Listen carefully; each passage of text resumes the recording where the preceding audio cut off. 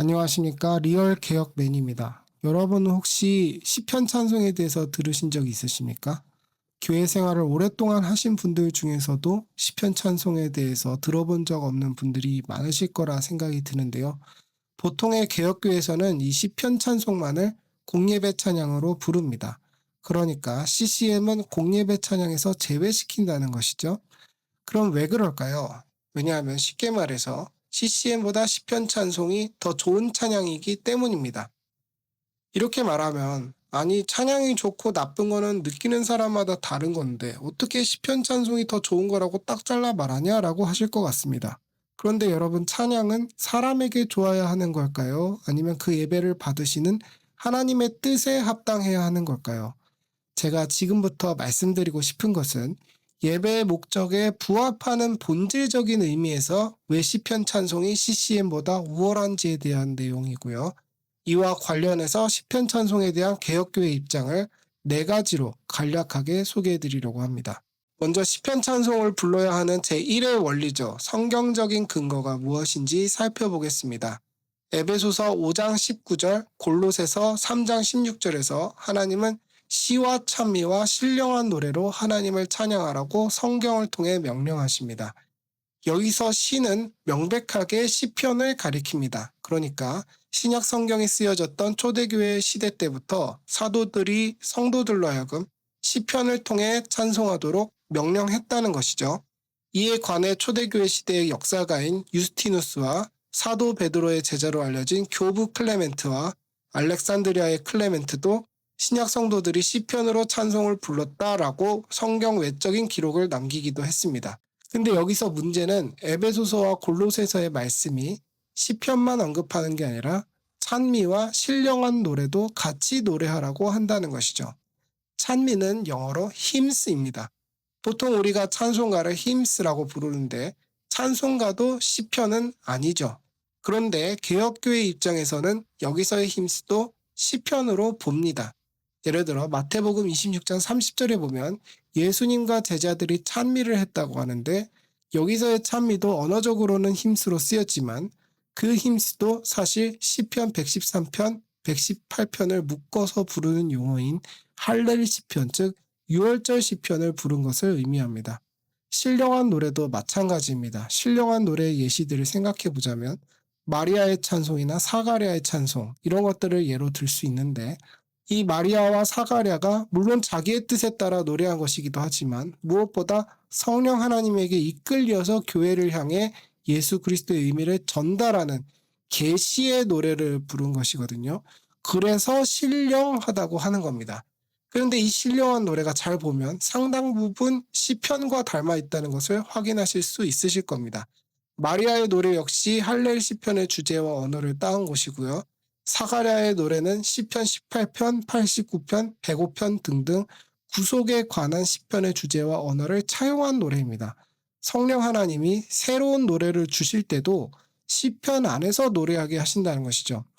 에베소서와 골로새서에서 말하는 찬미와 신령한 노래가 CCM에서 추구하는 그런 새로운 트렌드, 요즘 감성을 담은 찬양이 세상 유행을 따라가는 것, 찬양 속에 있는 바이럴 요소, 이런 것들을 허용해주는 말씀이 아니라는 겁니다. 그리고 논점이 너무 확대될 수 있는 이야기가 될 수도 있지만 에베소서와 골로새서 말씀 속에서의 노래는 하나님의 직접적인 계시로서의 노래입니다. 이 노래 자체가 성경에 준하는 하나님의 직접적인 말씀이었다는 것이죠. 지금 시대에서 직접적인 계시는 성경을 통해 완결되었습니다. 찬미와 신령한 노래가 CCM을 의미한다고 말한다면 CCM 작곡가가 새로운 성경을 쓴다고 말한 것과 같습니다. 어쨌든 중요한 것은 시편 찬송은 하나님이 명령하시는 바라는 것입니다. 그리고 시편 찬송을 불러야 하는 두 번째 이유는 규범적인 명확함이라고 할 수 있겠습니다. 앞에서 말했던 성경의 뜻을 정리한 것이 교리이고 이 교리에 따라 교파가 나뉩니다. 그런 의미에서 적어도 내가 다니는 교회가 장로교다. 그리고 웨스트민스터 신앙고백서를 채택한 교회다. 그리고 우리 담임 목사님이 웨스트민스터 신앙고백서를 자기의 고백으로 받아들인다는 맹세하에 목사직을 받았다라고 할 것 같으면 여러분은 시편 찬송을 배우는 게 마땅합니다. 먼저 웨스트민스터 신앙고백서 제21장 종교적 예배와 안식일에 대하여의 5항을 보면 예배 순서가 나오는데 찬양에 대해서는 명시적으로 시편 부르기라고 되어 있습니다. 그리고 21장 1항에 있는 이런 문구에 귀 기울일 필요가 있는 것 같습니다.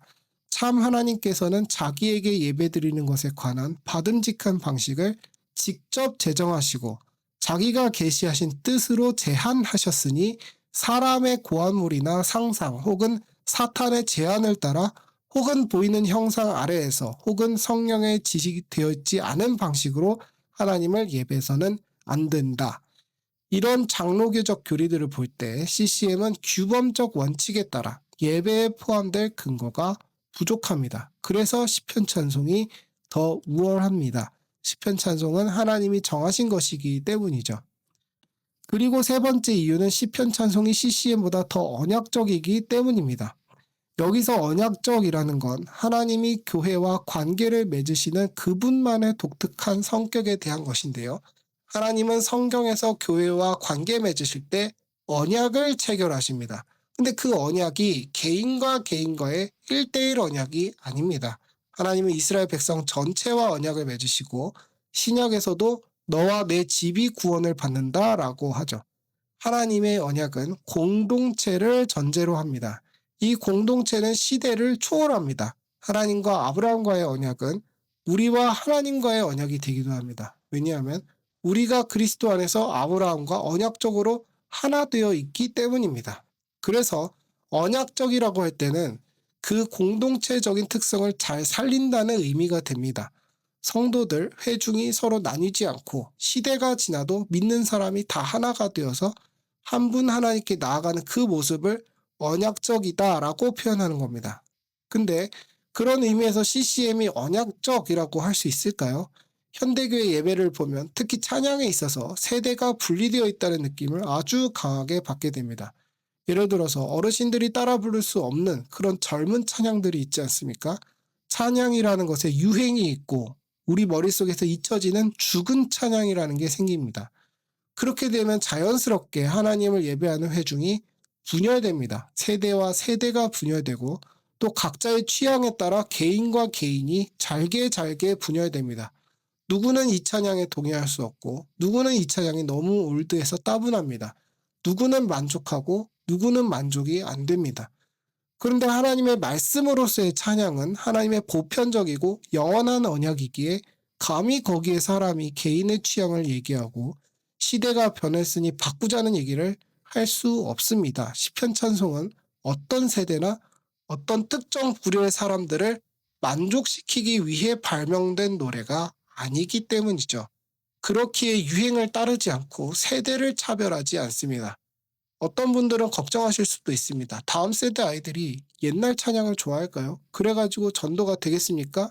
라고 하실 수 있는데 제가 드리고 싶은 말씀은 찬양이 사람들이 좋아하고 말고의 문제가 아니라는 겁니다. 찬양은 사람이 유행가처럼 소비하는 대상이 아니라 하나님이 주신 말씀으로서 보존하고 가르쳐야 하는 존재라는 겁니다. 그걸 좋아하고 안 하고의 문제는 성령 하나님께서 사람의 마음을 이끌어 가시는 문제이지 사람이 그걸 하냐 안 하냐에 고민할 문제가 아니라는 것이죠. 그리고 제가 개인적으로 여러 개혁교를 다녀봤는데 교회가 시편 찬송을 열심히 가르치면 초등학생들도 시편 찬송을 열심히 잘 따라 부르는 것을 보았습니다. 아이들이 시편을 꼭 싫어할 거라고만 생각하는 건 우리의 불신에 불과한 것이죠. 여러분, 하나님의 언약은 어떤 세대나 신분도 차별하지 않았습니다. 그런 의미에서 CCM이 언약적인 찬양일까요? 아니면 시편 찬송이 더 언약적인 찬송일까요? 답은 정해져 있다고 생각합니다. 마지막으로 시편 찬송이 더 신학적으로 명확한 찬양이다라는 말씀을 드려보려고 합니다. 시편 찬송이 받는 비판 중에 주된 비판 중 하나는 시편에는 예수님이 십자가 지시고 부활하시고 승천하신 이야기, 또 성령님이 오시는 그런 이야기, 삼위일체에 대한 이야기가 없다. 우리가 찬양을 할 때 시편 찬송만 하면 너무 구약 말씀만 가지고 찬양하는 것이 아니냐. 시편 찬송은 완성된 계시로서의 성경을 온전히 담지 못한다. 시편 찬송은 신학적으로 명확하지가 않다. 이런 비판을 받게 되는데 이에 대해 개혁교회의 답은 보통 이렇습니다. 시편에도 예수님에 대한 내용들이 있다. 시편 2편, 22편, 110편 등등 예수님을 예언하는 내용들이 있고, 시편 104편에는 성령의 창조 사역에 대해서도 이야기하고 있고, 시편 33편 6절에서는 삼위를 가리키는 표현도 있다.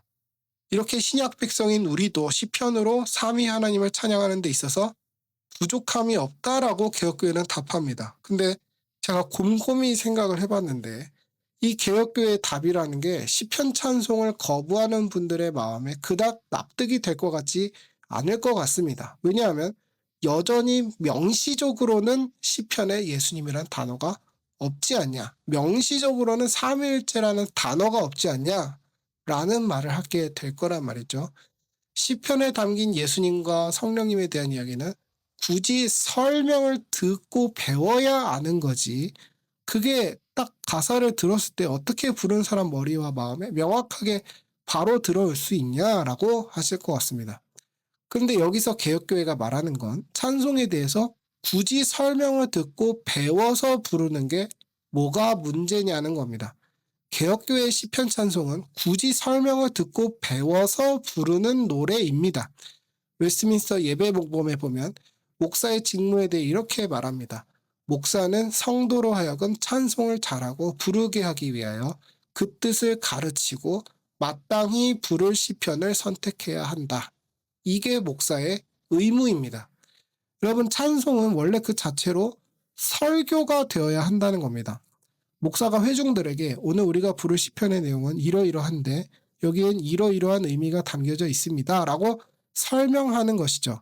찬송도 목사가 성도들을 가르치는 시간인 겁니다. 그런데 현대의 교회 예배에서 찬양은 굉장히 감정적인 것이란 말이죠. 감정적이라는 것은 이성적으로 배우고 생각하는 것을 억제합니다. 그런 분들에게 찬양은 그냥 느끼는 겁니다. 굳이 설명을 들을 필요가 없고 그냥 느껴지기에 좋은 찬양을 하길 원한다는 겁니다. 그렇게 찬양을 하나님께 가르침 받는 시간으로 여기지 않습니다. 이런 인식에 대한 부작용은 무엇일까요? 찬양이 가벼워집니다. 어차피 찬양은 하나님으로부터 말씀을 받는 시간이 아니라고 생각하니까 성도들이 찬양 시간을 이용해서 화장실 다녀오고 전화 받고 다른 성도들이랑 복도에서 대화하고, 내가 혹시 예배 시간에 지각을 하더라도 찬송 시간 안에만 예배 자리에 들어오면 괜찮다, 자연스럽다, 설교 시간 전에만 들어오면 된다 라고 생각하는 것입니다. 여러분이 시편으로 찬송을 한다는 건 찬송 시간도 하나님의 말씀의 시간이라는 걸 고백하는 겁니다. 목사는 그걸 교회에 가르쳐야 합니다. 그런데 목사부터가 찬송에 대한 인식을 하나님의 말씀으로 받지 않고 목사부터가 시편에 대해 관심이 없으니까 자기가 져야 할 찬송을 가르칠 의무를 일반 성도인 찬양 인도자에게 양도해버리고 자기가 회중들에게 가르쳐야 할 말씀을 CCM 작곡가에게 양도해버리는 것이죠. 그렇게 CCM 작곡가들이 찬양을 하나님의 말씀이 아니라 사람의 감정을 노래하는 이상한 가사로 바꾸어 놔도 곡조가 좋으니까, 요즘 트렌드에 잘 맞으니까, 감정을 잘 복돋아 주니까 그저 공예배에 사용해버리도록 목사가 허용하는 것입니다. 그러니까 성도들도 찬양 시간은 그냥 말씀 듣기 전에 분위기 잡는 시간이구나, 바람잡이 같은 거구나, 그렇게 알고 있고, 특히 자라나는 아이들도 그런 인식이 당연한 줄 아는 겁니다. 그래서 시편 찬송을 향한 그 비판, 찬양에는 명시적으로 그리스도가 있어야 한다라는 비판에 대해서 저는 솔직하게 무엇이 느껴지냐면, 찬양을 통해 뭔가를 배울 필요가 없어야 된다라는 마음이 느껴지는 것 같습니다. 명시적으로 딱 설명할 필요 없이 제시해달라, 이런 게 느껴진다는 것이죠. 여러분, 요즘 CCM 가사에 정말 그리스도가 있고 성령이 있고 삼위일체가 꼭 명시되어 있는지 그것도 전 잘 모르겠지만, 명시적으로 그리스도, 성령, 삼위일체 이렇게 그냥 이름만 부르고 지나가는 것보다 차라리 시편 찬송을 통해 그 시편에 담긴 그리스도를 배우고 성령을 배우고 삼위일체를 배우고 나서 찬송을 부르는 게 진짜 삼위일체를 더 알고 싶어하는 사람의 자세가 아닐까요? 누가 더 예수님과 성령님에 대해서 진지한 자세를 가지고 있는지 전 명확하게 보이는 것 같습니다. 오늘 이렇게 시편 찬송을 불러야 하는 이유에 대해서 좀 소개를 해봤는데요. 정리하자면 시편 찬송을 불러야 하는 이유는 첫 번째로 하나님이 성경을 통해 명령하시기 때문에, 두 번째로는 그 성경의 명령에 따라 교리가 규범적으로 정했기 때문에, 세 번째는 시편 찬송이 보편적이고 영원하며 언약적인 찬송이기 때문에, 네 번째는 시편 찬송이 예수 그리스도를 통한 하나님의 구원 역사를 잘 드러내기 때문에였습니다. 고려신학대학원 역사신학 교수이신 이성호 교수님은 시편 찬송에 대해서 이렇게 말씀하셨습니다. 시편 찬송은 선택이 아니라 필수다. 전 오늘 시편 찬송을 여러분들에게 소개하면서 여러분 이런 것도 있습니다.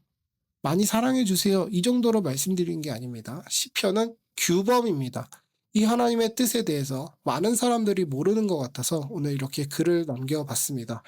물론 지금 여러분이 속한 교회의 현실을 바꾸긴 어렵겠지만 여러분이 더 성경적이고 하나님이 명령하시는 예배가 무엇인지 고민하시고 답을 찾으시게 되시기를 바랍니다. 지금까지 지루한 이야기 들어주셔서 감사드리고요. 전 개혁교회 개척을 준비하고 있는 김샘 목사입니다. 함께 개혁교회 예배를 드리고 싶으신 분들은 아래 설명란에 있는 이메일로 저에게 연락을 주시면 감사하겠습니다. 감사합니다.